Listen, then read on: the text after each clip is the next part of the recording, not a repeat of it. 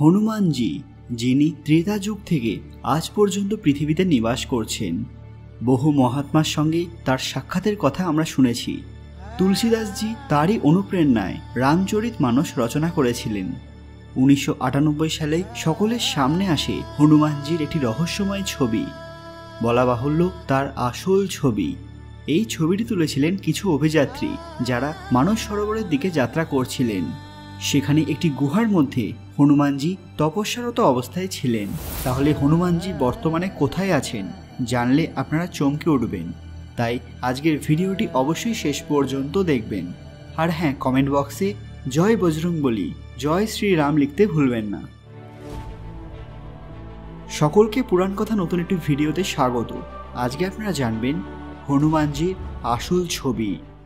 ভিডিওতে এগোনোর আগে সবাই পুরাণ কথা অফিসিয়াল চ্যানেলটি মনে করে সাবস্ক্রাইব করে নেবেন।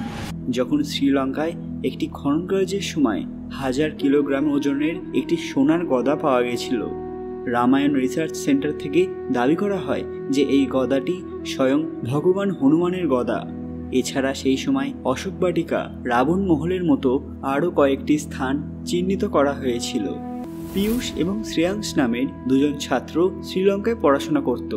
তারা ভারতের অধিবাসী ছিল, শুধুমাত্র পড়াশোনার জন্য শ্রীলঙ্কায় গিয়েছিল। রামায়ণের সাথে যুক্ত সব জিনিসের প্রতি তাদের বিশেষ আগ্রহ ছিল। যে জায়গায় এই 1000 কেজি ওজনের গদা পাওয়া গিয়েছিল, তারা ঠিক করলো তার আশেপাশে কিছু জায়গায় তারা বিশেষভাবে খোঁজ করে দেখবে। রামায়ণের সঙ্গে যুক্ত আরও কিছু তথ্য পৃথিবীর মানুষের সামনে নিয়ে আসার জন্য চেষ্টা করতে থাকে। এই উদ্দেশ্যে তারা ঘন জঙ্গলের মধ্যে অগ্রসর হতে থাকে, কিন্তু তারা কখনো ভাবতে পারেনি যে তাদের সাথে কি ঘটতে চলেছে। জঙ্গলের মধ্যে যেতে যেতে তারা পাহাড়ের এমন একটি জায়গায় এসে পড়ে যেখানে তারা দেখতে পায় হাওয়ার সমান দ্রুত গতিতে কোনো জিনিস অগ্রসর হচ্ছে। যখন তারা খুব ভালোভাবে লক্ষ্য করলো, তখন দেখতে পেল যে সেটি একটি বাদর। কিন্তু তারা এটা কিছুতেই বুঝতে পারছিল না যে একটা বাদর এত দ্রুত গতিতে কি করে উঠতে পারে। তারা তাদের কাছে থাকা ক্যামেরা দিয়ে সেই দৃশ্য ক্যামেরাবন্দি করে নেয়। পীয়ূষ সেই বাদরের গতি প্রকৃতি জানার জন্য তার পেছনে অনুসরণ করতে থাকে। যেহেতু শ্রেয়াংশ একটু স্বাস্থ্যবান ছিল, তাই সে অত তাড়াতাড়ি দৌড়তে পারছিল না। সে পীয়ূষের থেকে অনেকটা পিছিয়ে পড়ে। কিন্তু পীয়ূষ সে বাদরটিকে অনুসরণ করতে করতে একটি গুহার মধ্যে এসে উপস্থিত হয়, আর সেই ঘটনাটি ক্যামেরাবন্দি করতে থাকে। গুহার মধ্যে এসে সে দেখল অনেক দামি একটি জিনিস সেখানে মজুদ আছে। সেই দামি জিনিসটি থেকে আলো বিচ্ছুরিত হচ্ছে, যার ফলে সেটি কি বস্তু ভালো করে দেখাই যাচ্ছে না। সেই ইচ্ছেধারী বাদরটি সেই দামি বস্তুটির পাশে গিয়ে বসল। পীয়ূষ যখন আরও কাছে যাওয়ার চেষ্টা করলো, তখন সে হঠাৎ অনুভব করলো যে ঠিকভাবে শ্বাস নিতে পারছে না। কিছুক্ষণের মধ্যেই সে জ্ঞান হারালো। আরও কিছুক্ষণ পর শ্রেয়াংশ সেখানে এসে পৌঁছয় এবং পীয়ূষকে অচৈতন্য অবস্থায় দেখে। ভালো করে পরীক্ষা করার পর সে দেখে যে পীয়ূষ মারা গেছে। এই ঘটনা দেখে সে খুবই ভয় পেয়ে যায়। এই সময় হঠাৎ তার চোখ পড়ল কিছুটা দূরেই পীয়ূষের ক্যামেরাটা পড়ে রয়েছে। তখন সে ক্যামেরাটা হাতে নিয়ে ভেতরের ছবি দেখল। তখন তার গা শিউরে উঠল।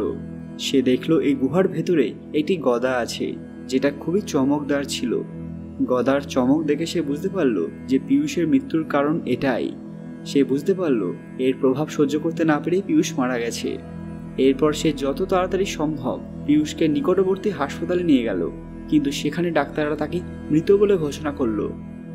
একজন সুস্থ সবল ছেলের এইভাবে হার্ট অ্যাটাক হওয়ার ঘটনা ডাক্তাররা কিছুতেই বুঝতে পারছিলেন না। কিন্তু শ্রেয়াংশ ডাক্তারদের সামনে কোনো কথা বলল না, বা সেই ক্যামেরাবন্দি ঘটনার কথা কাউকে জানালো না, কারণ তার বিশ্বাস ছিল যে এই ঘটনা জেনে হয়তো অনেকেই সেই গদাটি নিজের চোখে দেখার জন্য সেখানে উপস্থিত হবে। কিন্তু সে বুঝতে পেরেছিল যে সেই গদার সম্মুখীন হলে কোনো ব্যক্তি আর জীবিত থাকবে না। সেই অলৌকিক শক্তি সমৃদ্ধ গদাটির এমন কিছু প্রভাব রয়েছে যার ফলে কোনো প্রাণী সেটি একবার দেখে নিলে সে আর জীবিত থাকবে না। পীয়ূষের মৃত্যুর কিছুদিন পর শ্রেয়াংশকেও নিজের ঘরে মৃত অবস্থায় পাওয়া যায়। দুই বন্ধুর সেই গুহার মধ্যে যাওয়া, একটি আশ্চর্য বস্তু দেখা এবং পরপর দুজনের মৃত্যু, এটা কোনো স্বাভাবিক ঘটনা ছিল না। সেই গদাটি কোনো সামান্য গদা ছিল না, সেটির মধ্যে অবশ্যই কোনো অলৌকিক ক্ষমতা ছিল, এবং যার রক্ষণাবেক্ষণ একটি আশ্চর্য বাদর করে, যে হাওয়ার থেকেও বেশি জোরে ছুটতে পারে। 1998 সালে হনুমানজির এই ছবিটি পৃথিবীর সর্বত্র সার্কুলেট হয়ে গিয়েছিল। এ সম্পর্কে বলা হয়ে থাকে যে 3 বন্ধু মানস সরোবর যাত্রার উদ্দেশ্যে বেরিয়েছিলেন এবং তাদের মধ্যে একজন হনুমানজির খুব বড় ভক্ত ছিলেন। তিনি সবসময় হনুমানজির আরাধনা করতেন। এটা জানার চেষ্টা করতেন যে বাস্তবে হনুমানজির আসল স্বরূপ কী। তার মানস সরোবর যাত্রার আসল উদ্দেশ্য ছিল হনুমানজির সন্ধান। বেশ কিছুদিন যাত্রার পর তিনি মানস সরোবরের নিকট পৌঁছন। সেই সময় তিনি হনুমানের আকৃতির কিছু একটা দেখতে পান, যেটা খুবই দ্রুততার সঙ্গে হিমালয়ের উদ্দেশ্যে যাচ্ছিল। তখন তারা 3 জনেই সেই আকৃতির পিছু নিয়েছিলেন, কিন্তু তাকে ধরতে পারেননি। তারপর তারা বিভিন্ন পাহাড়ের গুহার মধ্যে খুঁজতে শুরু করেন। তাদের মনে হচ্ছিল যে এই বানর কোনো সাধারণ বানর নয়, অবশ্যই কোনো দৈবিক শক্তি। সেই সময় হনুমান ভক্ত সেই ব্যক্তি একটি গুহা থেকে এক অদ্ভুত আলো আসতে দেখেন। তিনি সেই আলো দেখে সেই গুহার মধ্যে প্রবেশ করেন এবং সঙ্গে সঙ্গে তার ক্যামেরা বার করে গুহার মধ্যে তপস্যারত হনুমানজির ছবি তুলে নেন। কিন্তু ফটো তোলার সঙ্গে সঙ্গে সেই ব্যক্তির প্রাণবায়ু নির্গত হয়ে যায় এবং তিনি মৃত্যু মুখে পতিত হন। সঙ্গে সঙ্গে তাকে হাসপাতালে নিয়ে যাওয়ার ব্যবস্থা করা হয়, কিন্তু ডাক্তাররাও তাকে দেখে আশ্চর্য হয়ে যান, কারণ তার শরীরে কোনো বড় পরিবর্তন নেই, অথচ তারা মৃত্যুর সঠিক কোনো কারণ খুঁজেই পাননি। তার 2 বন্ধু ক্যামেরার রোল বার করে সেগুলিকে পজিটিভ করেন এবং আশ্চর্যভাবে ছবিগুলির মধ্যে হনুমানজির একটি আসল ছবি তারা দেখতে পান। এই ছবিতে দেখা যায় হনুমানজি একটি গ্রন্থ পড়ছেন এবং সেই গ্রন্থটি ছিল রামায়ণ। এই ঘটনার পর প্রায় 24 বছর কেটে গেছে। এই ছবিটি আমরা প্রায় প্রতিটি মন্দিরে দেখতে পাই। সকল হনুমান ভক্তের মোবাইলে এই ছবিটি অবশ্যই দেখা যায়। কিছু লোক এই ছবিটি সত্য বলে মেনে নিলেও এমন অনেকেই আছেন যারা এই ছবিটিকে হনুমানজির আসল ছবি বলতে নারাজ। কিন্তু আমরা যদি এই ছবিটিকে ভালোভাবে দেখি তাহলে অবশ্যই কিছু তথ্য আমরা এখান থেকে পাব।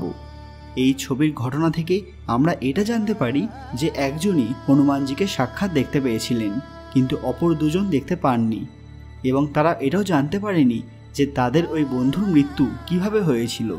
ওই ঘটনার পর তারা যখন ওই ফটো ডেভেলপ করেছিল তখন তার মধ্যে হনুমানজির আসল ছবিটি পেয়েছিল। এরপর তারা বুঝতে পেরেছিল যে হনুমানজিকে দেখার ফলে তাদের ওই বন্ধুর মৃত্যু হয়েছে। কিন্তু এই ঘটনা পুরোপুরি সত্য বলে হয়তো মনে নাও হতে পারে। অপরদিকে আপনারা কি সত্যিই মনে করেন যে হনুমানজির ছবি তোলার কারণেই সেই ব্যক্তির মৃত্যু হয়েছে? যদি আমরা ইতিহাসের দিকে তাকাই তাহলে সহজেই দেখতে পাবো যে হনুমানজি তার সকল ভক্তকে সর্বদা রক্ষা করেছেন। মহাভারতে হনুমানজি অর্জুনের রথের ধ্বজাতে সওয়ার হয়ে তাকে রক্ষা করেছেন। তিনি কি সত্যিই কোনো ভক্তের মৃত্যুর কারণ হতে পারেন? আমরা যদি হনুমানজির এই ছবিটি ভালো করে লক্ষ্য করি তাহলে দেখতে পাবো যে এখানে হনুমানজি যেখানে বসে আছেন তার পায়ের নিচে কিছু টাইলস লাগানো আছে। ছবির পেছনের দেওয়ালেও কিছু টাইলস আছে। এটা দেখে কি কোনো মন্দিরের ছবি মনে হচ্ছে না? কোনো গুহাতে কি এরকম আধুনিক টাইলস লাগানো থাকতে পারে? যদি ধরেও নেওয়া যায় যে কোনো গুহাতে এরকম আছে, তাহলে কি হনুমানজি এই ধরনের কোনো গুহাতে আরাধনা করতে পছন্দ করবেন, নাকি প্রকৃতির কোনো জায়গায় তিনি নিজের সাধনায় মগ্ন থাকবেন? কিছুদিন আগেই দক্ষিণ ভারতের একটি মন্দিরের একই রকম ছবি ভাইরাল হয়েছিল। এই ছবিটা ঠিক সেরকমই। অনেকে বলছেন এটা কোনো গুহার ফটো নয়, সেই মন্দিরে তোলা ফটো। আর সময়ের সাথে সাথে সেখানে নতুন নতুন জিনিস তৈরি করা হচ্ছে। এই মন্দিরের সঠিক তথ্য ইন্টারনেটে পাওয়া খুবই কঠিন কাজ। আমরা বেদ, পুরাণ ইত্যাদি গ্রন্থ অধ্যয়ন করলে সহজে জানতে পারি যে হনুমানজি পৃথিবীতে অবশ্যই বাস করেন, কিন্তু কোনো ভৌতিক শরীরে তিনি পৃথিবীতে থাকেন না।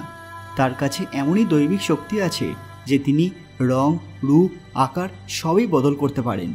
তিনি যে কোনো লোকে নিমেষের মধ্যে চলে যেতে পারেন। তাকে দেখা সাধারণ মানুষের পক্ষে অসম্ভব, কিন্তু কোনো সিদ্ধযোগী বা পূর্ণ আত্মায় তার দর্শন লাভ করতে পারেন। বন্ধুরা, এই ঘটনা সম্পর্কে আপনাদের মতামত কি সেটা কমেন্টে অবশ্যই জানাবেন। আজকের ভিডিওটি অবশ্যই লাইক করবেন এবং সমস্ত হনুমান ভক্তরা কমেন্ট বক্সে জয় শ্রী হনুমান লিখতেও ভুলবেন না। আজকের ভিডিওটি যতটা সম্ভব শেয়ার করবেন। আরও এরকম অজানা ঘটনা সম্পর্কে জানতে পুরাণ কথা অফিসিয়াল চ্যানেলটি মনে করে সাবস্ক্রাইব করে নেবেন। খুব তাড়াতাড়ি ফিরে আসবো নতুন একটি দরকারি ভিডিও নিয়ে। ততক্ষণ আপনারা এই ভিডিওগুলো দেখতে পারেন। ধন্যবাদ।